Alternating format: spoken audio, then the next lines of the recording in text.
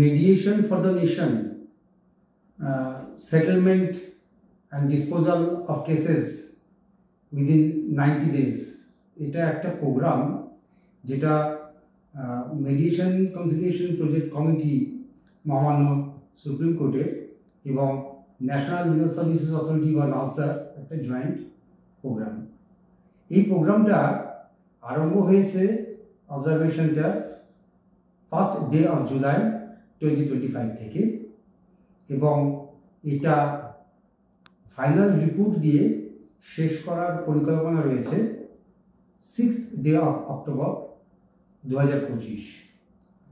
এই প্রোগ্রামের যে রূপরেখা তাতে মহামান্য সুপ্রিম কোর্টের নির্দেশে সারা দেশব্যাপী এক মিডিয়েশনের বা মধ্যস্থতার কর্মযজ্ঞ চলছে, যাতে করে সমস্ত ডিস্ট্রিক্ট কোর্ট, সাবডিভিশনাল কোর্ট মানে মহকুমা আদালত এবং মহামান্য হাইকোর্টগুলিতেও যত সম্ভব মামলা চিহ্নিত করে তাদেরকে মধ্যস্থতার মাধ্যমে সমাধানের জন্য মহামান্য আদালতেরা রেফার করছেন।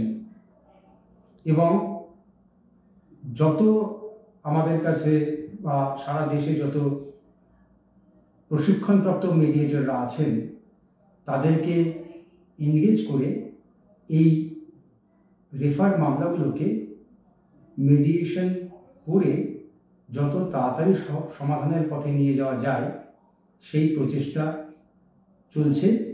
এখনও আজকের দিনেও এই প্রচেষ্টা অব্যাহত।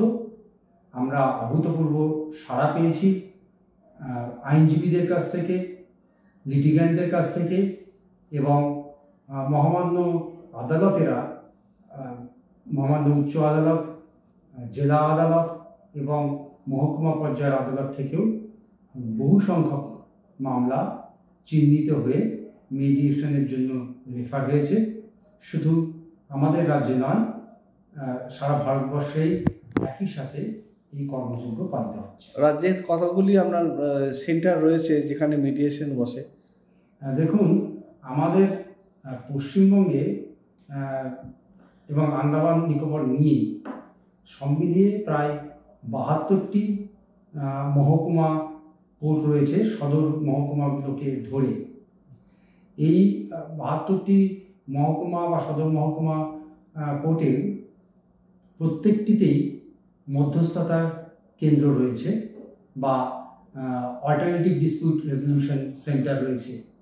এই জায়গাগুলোকে পরিপূর্ণভাবে ইউটিলাইজ করা হচ্ছে, করে মিডিয়েশন এই কর্মযজ্ঞ চলছে। আর মহামান্য কলকাতা হাইকোর্টের নিজস্ব যে মিডিয়েশন সেন্টার রয়েছে 5 council house street, ground floor, Kolkata 1-এ, সেখানেও এই কর্মযজ্ঞ গত 1 জুলাই থেকে চলছে।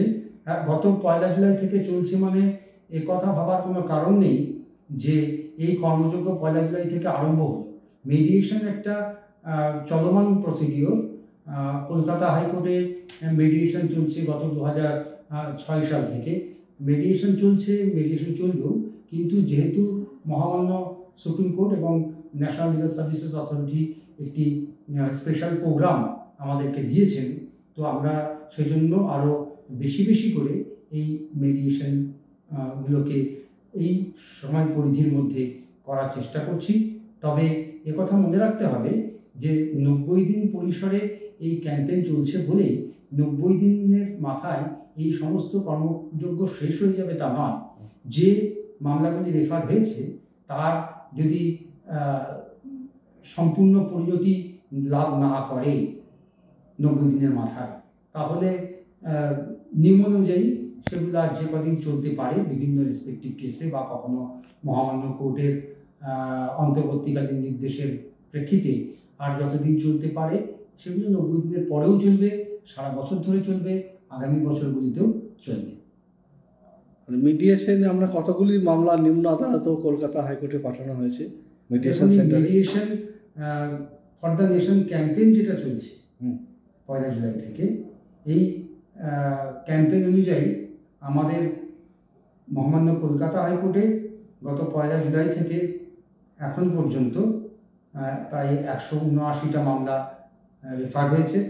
এই 179টা মামলা যেটা রেফার হয়েছে এর মধ্যে কিন্তু আমরা প্রিলিটিগেশন মিডিয়েশনগুলোকে ধরছি না, যেগুলো মানে আদালতে আসার আগেই বাদী বিবাদী পক্ষ ফাইল করতে পারেন, সেগুলো বাদেই 179টা মামলা মহামান্য আদালত থেকে রেফার হয়েছে। তার সিংহভাগই এখনো পেন্ডিং, প্রায় 145টা মামলা এখনো পেন্ডিং, 145টা মামলা এখনো পেন্ডিং। 7টার বেশি মামলা সেটেল হয়েছে, পরিসমাপ্তি পেয়েছে, আর 21টা মামলা এখনো পর্যন্ত ফেলিওর হয়েছে। তবে যে সমস্ত মামলাগুলি পেন্ডিং রয়েছে তাদের যা গতি প্রকৃতি তা দেখে আমরা আশাবাদী যে এর সিংহভাগই হয়তো মীমাংসার দিকে পরিণতি নেবে। আর সারা পশ্চিমবঙ্গের নিরিখে, কলকাতা হাইকোর্ট বাদে সারা পশ্চিমবঙ্গের নিরিখে এখনো পর্যন্ত 1 জুলাই থেকে 22,057টি কেস রেফার হয়েছে মিডিয়েশনের জন্য, মিডিয়েশন কোঅর্ডিনেশন ক্যাম্পেইনের মধ্যে। এর পরিসংখ্যান, পরিসমাপ্তি কি কি হলো তা আমরা এই ক্যাম্পেইনের শেষে অক্টোবরের প্রথম সপ্তাহে বলতে পারব। আপনার নাম ও পরিচয়? আমার নাম ডক্টর শুভাশিস মুহুরী। আমি মহামান্য কলকাতা হাইকোর্টের অরিজিনাল সাইড আদিম বিভাগের রেজিস্ট্রার ইন ইনসলভেন্সি এই পদে রয়েছি, এবং তার সাথে সাথে আমি এই মহামান্য কলকাতা হাইকোর্টের যে মধ্যস্থতা কেন্দ্র মিডিয়েশন সেন্টার, সেই মিডিয়েশন সেন্টারের অফিসার ইনচার্জ ও ভারপ্রাপ্ত আধিকারিক রূপেও আমার কার্য নির্বহন করি।